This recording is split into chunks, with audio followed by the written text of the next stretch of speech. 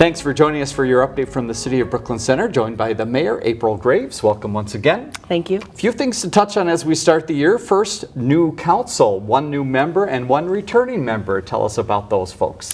Yeah, absolutely. Councilmember Chris Lawrence Anderson was re-elected to the council. This is her fourth term serving in Brooklyn Center, and Councilmember Lorianne Moore was elected and joined us this year.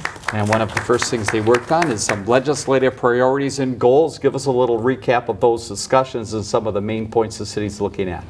Well, you know, a lot of the time our legislative priorities kind of remain the same year over year, but there are some things that we want to really highlight. One of them being bonding dollars for a new public works garage, which is really needed. It's in bad repair, and there's really just not enough room for the cars there. We also made sure to highlight our requests around the 252 discussion with MnDOT and making sure that equity for the residents of Brooklyn Center is considered.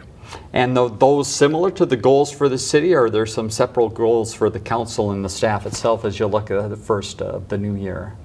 You know, they're about the same goals for the city. That's where we can find consensus and listen to the recommendations of our staff on that as well. Very good. Let's talk a little bit about what happened towards the end of last year. You had a trip to the League of Cities, National League of Cities, and there were a couple elements of that. First, tell us about the City Summit. What is that? Why is that important for mayors to attend?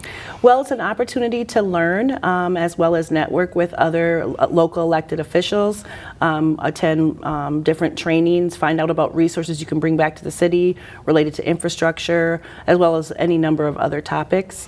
It was also exciting because there was a kickoff event there for an organization called Strong Cities, which Brooklyn Center signed up for. It was free to sign up, but the work that they do is really at the national and international level combating hate and polarization. And so Brooklyn Center has signed on to be part of a cohort of cities working with this organization over the next year.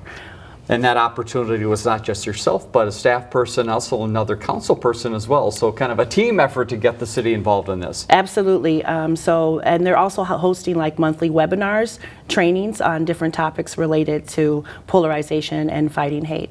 Some engagement for the city residents then through this process as well. What would that potentially look like? That'll be part of sort of what we design working with the Strong Cities organization, ways that we can bring in more community members, more staff, but starting sort of with a small cohort of elected officials and staff members and making sure that it's inclusive of different departments.